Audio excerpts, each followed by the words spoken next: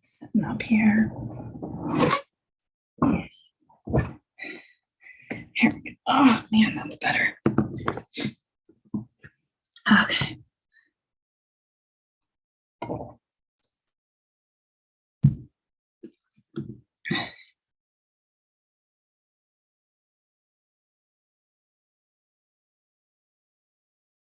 I don't know if I'm live or not. That's okay. All right. Let's go back to Zoom.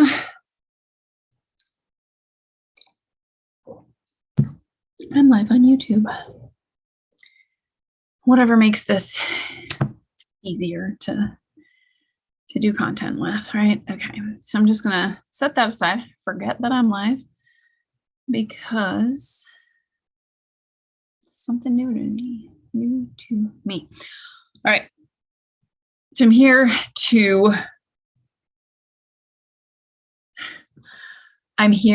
to record an episode of my podcast, Martial Arts and Crafts. I usually record on Zoom because it's just easier to grab the audio from that. Figured I would hop on live on YouTube because Zoom lets me do this. So why not give it a try? So what you will be experiencing, if you are even watching this YouTube video, is maybe the full podcast episode. Maybe if you listen to the podcast as well, you'll find that I edit some stuff out, which I tend to do. I'll rephrase. And then, fix it in post. So I'm going to start my recording now and get to it.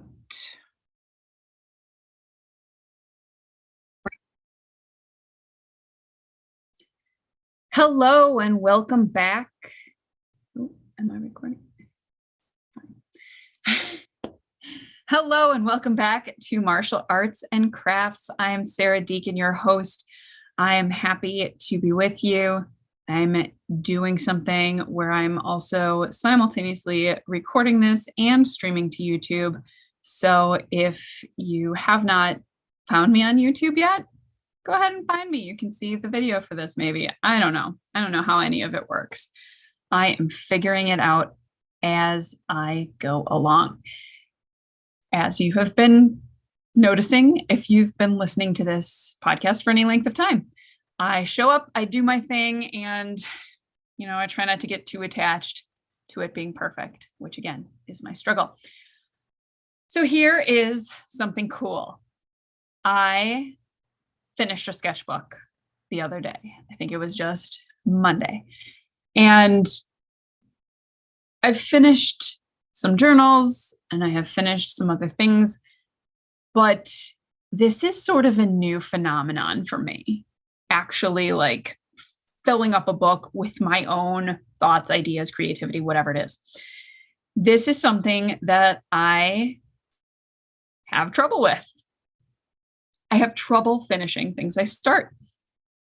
Now, I've mentioned in the past that I am a multitasker and a multi-interested person with many interests. Interested in many things. I am multifaceted in my interests. There we go. We'll say it that way. I tend to get really motivated to start something new, something exciting, something creative, maybe something I've never done before. And I drift from project to project. Like right now, I am on this crochet kick. I've talked about this. I'm crocheting. As I'm sitting in my Zoom meetings, I'm crocheting hats. I've done like 5 or 6 of them now in the last 2 weeks. It keeps my hands busy and lets my mind wander. I kind of love it. But I know that in another, 6 months from now, I probably won't be doing that. I mean, granted, it will be spring and summer, so there will be no reason for hats.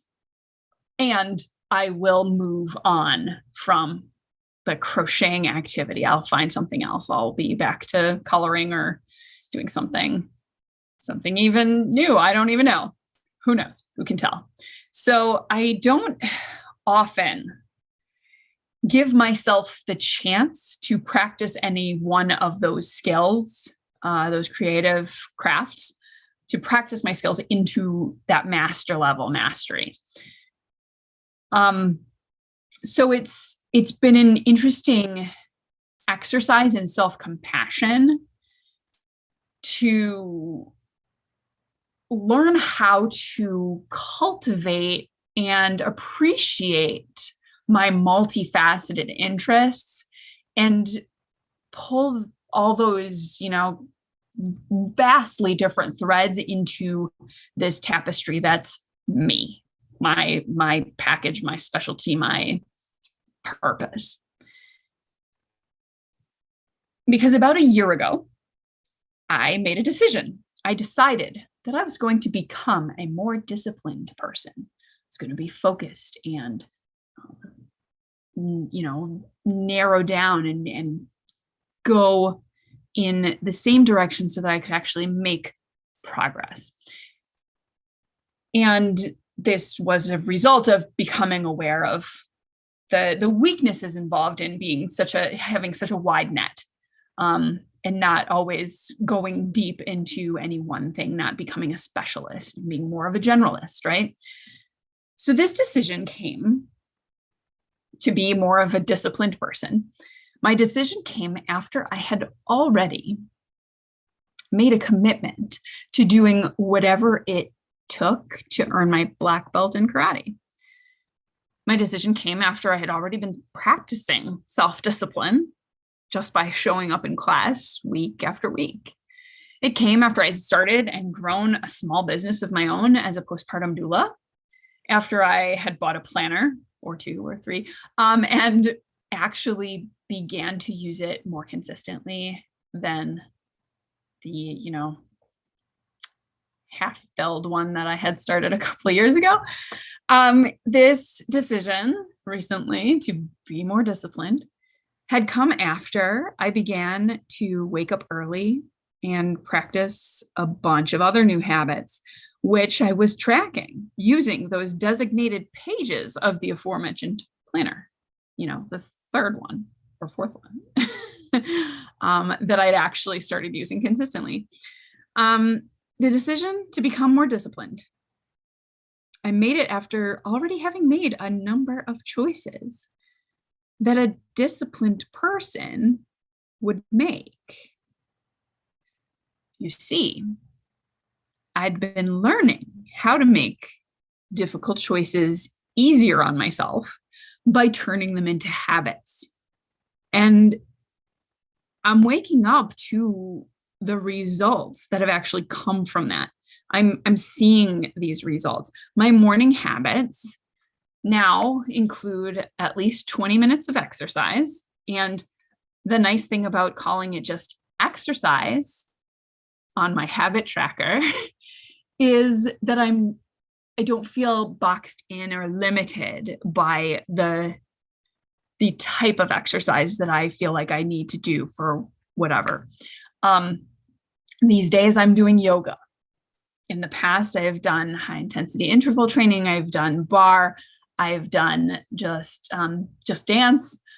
So exercise is a little bit of a freeing one, but what is strict is that I do that. I do that pretty much right after I wake up in the morning. I've added reading, journaling, meditation, and recently art. Now that was the most recent little box on my little line item on my habit tracker, was the art. I had put it on my habit tracker and kept kicking myself for not getting around to making art in my day. Like I would end the day and I was, I wanted to draw or paint today. And I was trying to be specific because I started with being creative. Well, that can look like a lot of different things and I didn't quite know how to track it. So there's this balance here, right? I need something specific enough that I can track it, but not so specific that I feel smothered or stifled or boxed in by it. So that's the thing about art. Okay, so just saying art, I don't know. I decided on one of the most recent months of my habit tracker to do draw/paint. I'll either do a drawing, or make a painting. So previously, that box, was empty month after month after month after month. Maybe once or twice during the month I would get around to or feel inspired. That's the thing about art. Sometimes we think we need to be inspired to do it. We'll talk about that later. I had this idea that even creativity at large required this huge investment of time and all these tools that I had to unpack and put out and get the water and get the thing. I had to have canvas. I had to, whatever. I had to put on different clothes. I was blocking my flow with my story that the cleaning up from making art or the setting up and cleaning up after would take more time and effort that it was actually worth. Because I thought that in being creative or making art, that the goal was actually to produce something actually like art, amazing, something somebody else might want to look at for it to, count towards my habit goals. Then I woke up a little bit more. I started to realize that box on my habit tracker was not being looked at by anyone else. And I could narrow down my definition of creativity for the purpose of that habit tracking. I could narrow down that definition, not too narrow, in a way that I could more easily choose to participate in that activity, to perform that creative act. So like I said, I narrowed it to, well, I'll either draw or paint. And if I do one of those things, I can mark that box. And I was the only one stuck in the story that making art had to be epic in some way. Now, the combination of the art making and the habit tracker, here's the thing, is somebody else gonna flip through my planner that I keep in my section of the house, in my pile that my kids know not to touch? Somebody's really gonna come along, flip through my habit tracker and go, oh, look, on September 27th, you marked that box that you did art, but you actually just colored in a coloring book. No. Who's going to call me out on that? This is my thing. I'm doing it, right? No, so I get to decide if producing something is enough. And coloring could totally count if I choose to count it.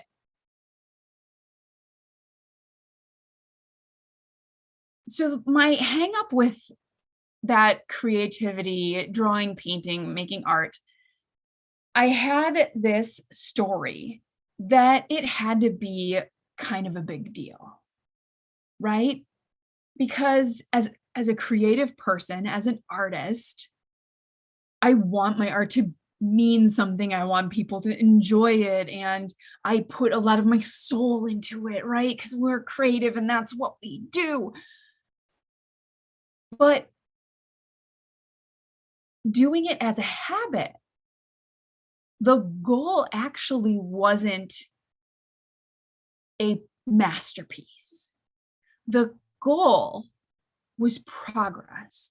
The goal was to develop my skill and practice tapping into the flow of ideas that was coming through me, and to see if I could tap into that flow of creativity without a, magic moment of inspiration, without the muse, dynamically showing up. That's where the shift happened, my perspective. And something I really liked, and I didn't even really realize this at the time, was I went to my small sketchbook It's a very small sketchbook. I don't know. It's a 4x6 little sketchbook of, a couple hundred pages. And by grabbing this small sketchbook instead of like a bigger one, I think I have like an 8x8 one that I don't really use. Gravitating towards the small sketchbook was exactly what I needed to do, because I needed to make small steps. I needed to take smaller actions. So I put this I put the line item on my habit tracker, the draw or paint every day. And I moved my sketchbook to the top of my pile, where I, in the morning, as I'm working through my habits, I bring my pile of books, my planner, my journal, the book I'm reading, and I bring it over to the table every morning. So the sketchbook ended up on top of that pile, and I would look at it and say, oh yeah, I'm going to make time to put something in this book. And I made it part of that routine, setting myself up for creativity early in the morning. Maybe not first thing, because life is crazy. I have 3 kids and they all have needs in the morning, and we all have to get where we're going, because sometimes I just don't have time. So sometimes the box stayed blank because I didn't get to the sketchbook, because I hadn't shifted into making it the priority. Other times I would actually just put on a scribble, a doodle, glue something in there, just write a word or something, scribbles. I got this set of watercolors that actually has the paintbrushes have the water in the paint, so there's virtually no cleanup required when I use those. So that's a lot of watercolor shows up in this journal because of that set of watercolor paints. I found ways to, change the story that I was telling myself about it. So I began to experience, these moments, and they didn't have to take a long time. These moments of creative flow. I made the point to write in the journal every morning. I made a point to do in my sketchbook every morning, and my thoughts became clearer as I wrote in my journal, and my visual expression became, clearer. It was easier to get to that place of being able to draw something out visually or picture something, because of this practice that I began to implement.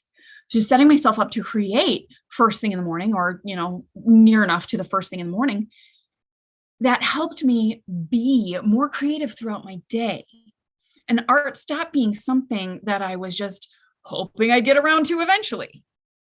It had been something I was just trying to squeeze in, which, as many of my busy parents know, especially busy working parents, you try and squeeze something in, put it on your list for later, and put it in the back burner, you're not going to get to it. You have to schedule it. You have to make it a priority. Like my other morning habits, this one really, even just in the last maybe month, has become more essential. So I finished a drawing this week on the back page, the last page of my little sketchbook. And I did I flipped through the pages, and I noticed something about the book. A lot of what I put in there was crap. A lot of what I put in there was crap. Maybe not crap, but among the more polished pages that I'm pretty proud of.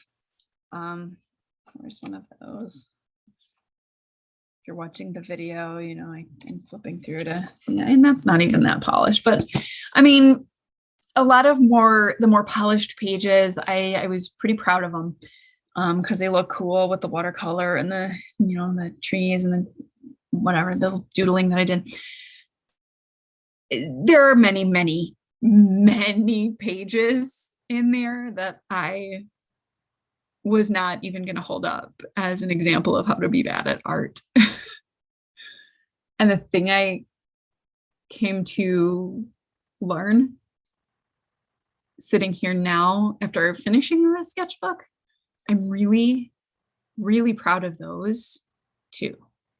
Those pages that are bad.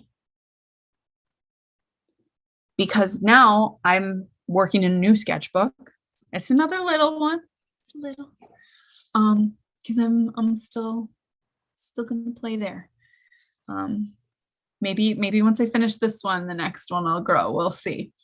See where I'm at then, because can't tell you what's gonna happen in the future. Right now, for the moment, I'm playing in these sketchbooks and I'm taking the time to tap in and to just embrace the pages. And the art in this book is already better, even if it's still kind of meh crap or doodles or just not anything fancy. Now, having finished my Simplify book, my little Simplify sketchbook, on the cover of the sketchbook, I put it was an advertisement from a long time ago magazine, because I made this one, I think, around high school or college. This cover that I put on my old sketchbook is a man wearing a barrel and the word Simplify written across his middle. And I'm looking back at that sketchbook and it's occurred to me that I may not actually have trouble finishing things. But that's also a story. I have trouble finishing things? Seriously, I finished this little sketchbook. I have finished filling up 4 entire journals and 9 whole months of planner pages, like 9 consecutive months of planner pages. I've earned 2 college degrees, a bachelor's and a master's. I've earned a black belt. I've been podcasting, hello listeners, for a year. I have read a ton of books all the way to the end. I've created and finished some actual amazing pieces of art. I do finish things. And I had trouble believing that I could ever finish something because I had told that same story. I have trouble finishing things for a long time. You know, that when I get started with something, I get bored quickly. I don't finish because I get excited about starting something new. Well, that's the old story. And part of that, and I am sitting with these same feelings and stories with starting this new sketchbook too, is that there's a piece of me that doesn't like to mark up these very, beautifully blank, pristine pages in a book, in a journal, in a sketchbook. There's a fear there that whatever I have to contribute to that page is not going to be as clear or as, something as the new pristine blank pages of the book itself. And I'm working on getting over that fear.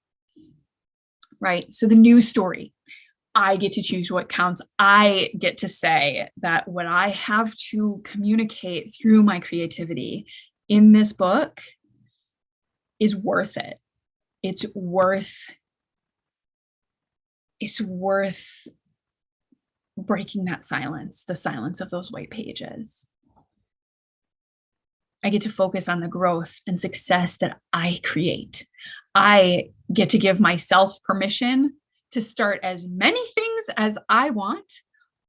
And I also want to make sure that it's something that fits with my purpose, with my values, with my mission, with my goals enough to keep me consistent.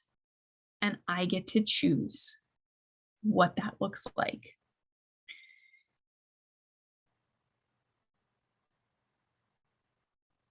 Yeah, in high school, college, even after, I was a blank book addict. I bought so many pretty blank books. I would tell myself it was, I already had a journal, but I'm going to get this one because I need something for a specific purpose. I'm going to draw fairies, or I'm going to draw, a certain type of thing. I'm only going to do watercolors in this one. I'm only going to write about, events, or I'm only going to put quotes in this one. And I would sometimes fill a few pages.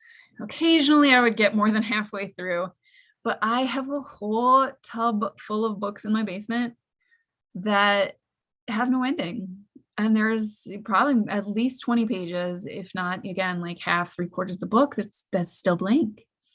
And like I'm talking about, there's part of that reason I didn't finish, and that I created this story from that I don't finish things, because I didn't want to let them go. I liked the books. I liked the feel of them. I liked the blankness of the pages. I liked having somewhere I could come back to. There's something there you don't want to let go.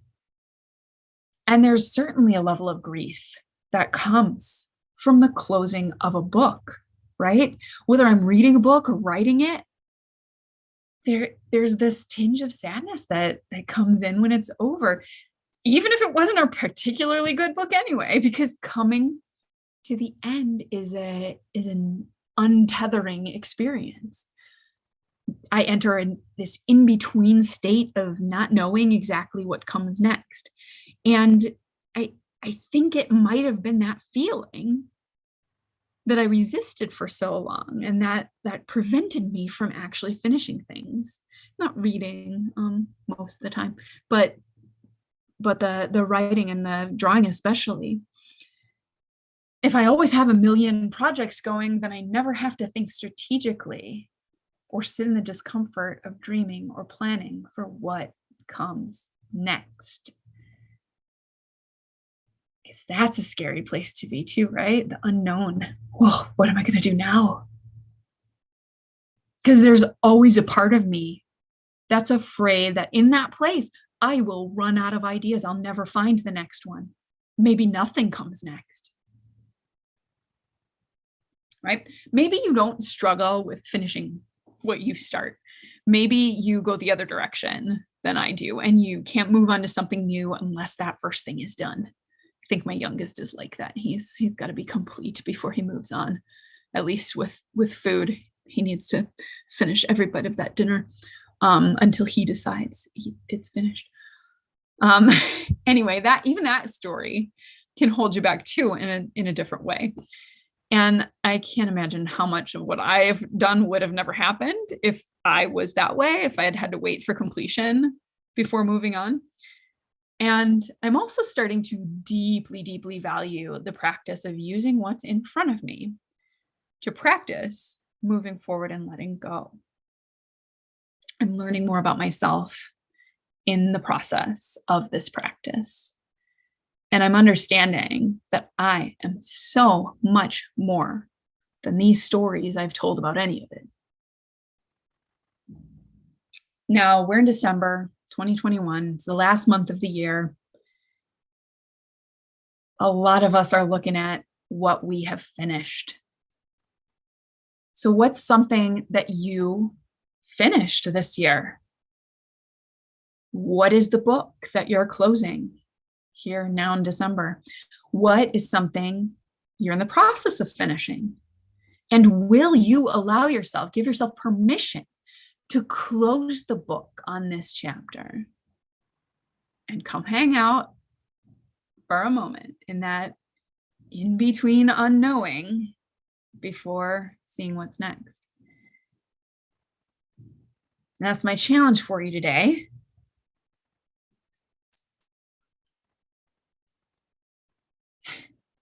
That's my challenge for you today, is to take a look and finish. Let that thing go that you've been holding on to because fear, resistance, it still belongs to a story that you're not wanting to tell anymore. Finish it. Just close the book. And finishing a book doesn't mean you filled all the pages. All those journals in my basement, they're going to be there unfinished probably forever. And the decision came in that I'm okay with that, because the books I have now, they're telling a new story. So what are you going to close? What are you going to finish?